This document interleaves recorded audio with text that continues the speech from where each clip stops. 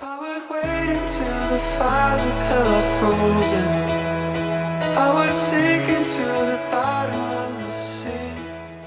Hey guys, welcome back to another episode of Chasin. My name is Chase Weston Lawrence. I'm a team member for Fair Trade Yo-Yos, and today I'm going to be reviewing the Zero Gravity El Mijo.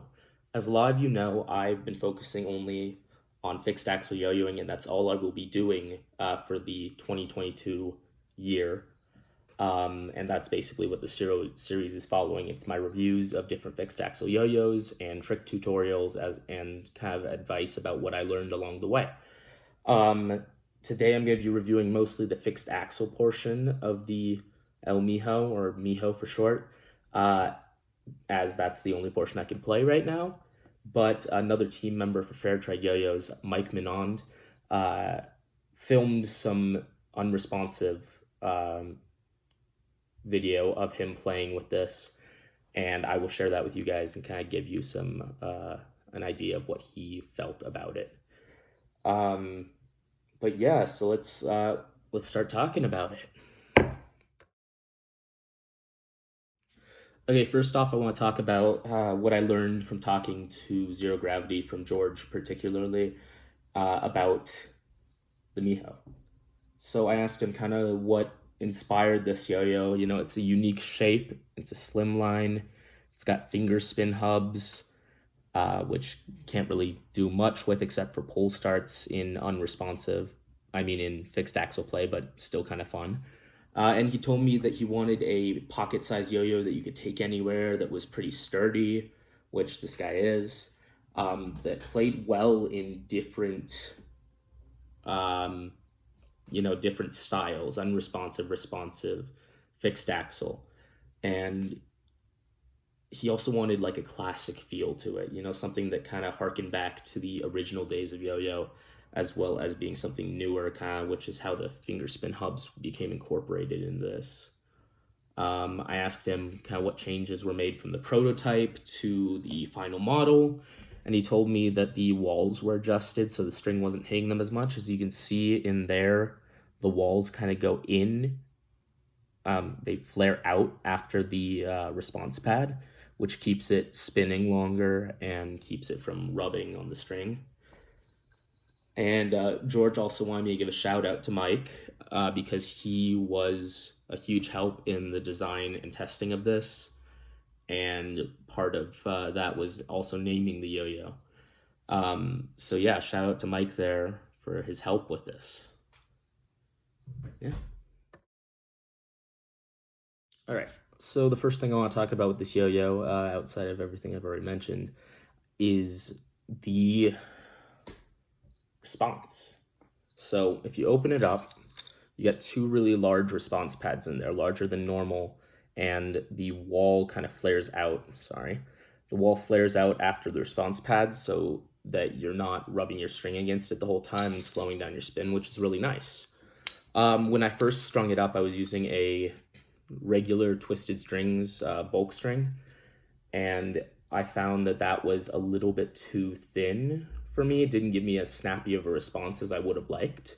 So I threw in a one of the Zipline Holiday strings, which is the same thickness as Smoothie Edition, and it played amazingly well. It was all I needed to get the response right on track with where I wanted it to be.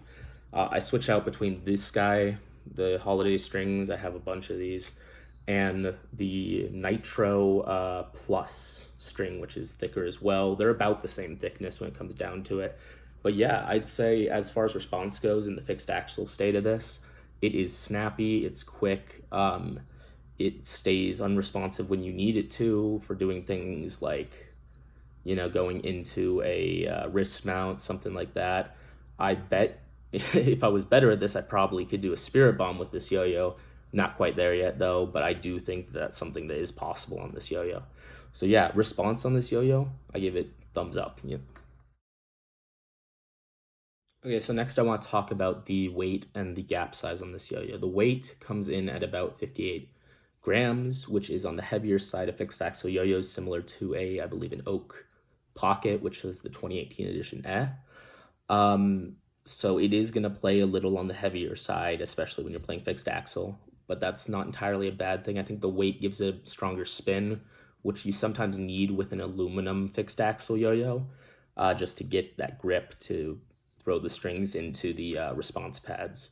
So I think that is overall a good thing. The gap size is 2.38 millimeters, which is kind of right in that sweet spot for a fixed axle yo-yo, between 2 and 3 millimeters. So that's kind of right on par with what you'd expect from this yo-yo. Now I got a few photos of other yo-yos that are either fixed axle or in a responsive setup. I think the first one is the Red Blood Cell, and then we have a Alley Cat, the Mijo, and then a Deep State right here. So take a look at all those. You know, it kind of, I'd say it's most similar to the size-wise to the Deep State. And I also have them all in a couple different yo-yos. I think the Deep State and the Phidias in unresponsive setup compared to this one. And I'd say this, when it's an unresponsive, it's kind of similar to the Phidias in shape and size. It does have a more narrow profile than like the one drop Deep State in terms of how the walls slant in. It's more aggressive. But I don't think that takes away from this yo-yo personally. Yeah, so that's the that's the weight and the gap size. All right, now let's talk about the fixed axle playability of this yo-yo. I'm going to step back and talk to you guys about it as I throw. Right off the first throw, it's got a nice, strong, long spin time, which is nice. It is narrow, so doing things like varials are going to be much harder on this yo-yo than it is going to be on a wider fixed axle yo-yo. There you go. 1 and 3 is not too bad.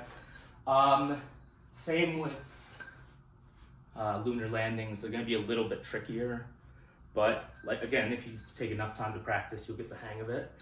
I'm not losing much traction on like rollouts with this guy, which is nice, because with some fixed axle yo-yos, it'll kind of slip during that time, but this one keeps it nice and tight. Dump trucks on this guy are incredibly easy. The same with kick flips. Let's see, a little tight. Yeah, kick flips on this guy are really easy as well. Just nice and smooth. You can do most things. I mean, there's nothing this yo-yo can't do that any other fixed axle yo-yo could do. Recaptures from the side. Overall, I give it an A+. It's a nice yo-yo. You can do pull starts, which are fun. It's pretty good at stop and goes as well.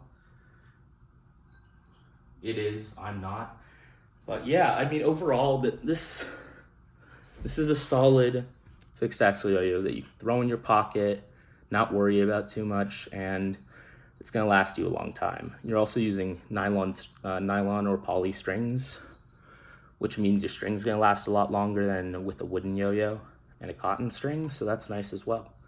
So next, let's take a look at a video of Mike throwing the unresponsive setup, and I'll talk about that a little bit.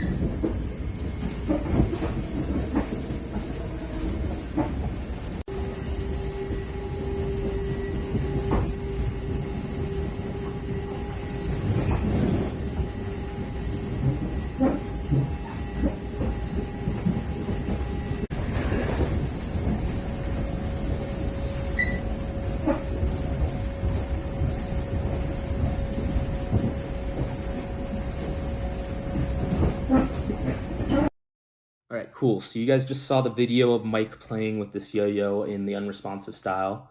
And talking with him, he told me that he really enjoyed it. Like I mentioned earlier, it is harder to hit tricks that you would normally hit. It's going to make you work harder for them. That's not necessarily a bad thing, because, there's a trade-off. Being able to throw a yo-yo in your pocket to the gap size is always going to be a trade-off there. Mike said it doesn't play super heavy or super light. It's kind of right there in the middle. It's agile, it's quick. Response is great on it in the unresponsive style. But yeah, I'm looking forward to the end of this year when I get to throw the unresponsive bearing in this guy and try it out. And maybe I'll make a short video and talk about it a little bit more then. But that's what Mike told me about the unresponsive portion of this yo-yo. The gap size is wider than the fixed axle gap, so keep that in mind. It will be a little bit wider, a little easier to hit tricks. But overall, I'd say this yo-yo is good across the board. It's got good spin times in both setups. Probably responsive too. I don't think either of us really tested that one. But yeah, if you get the chance, go pick one of these up. They got some cool colorways out there, and yeah.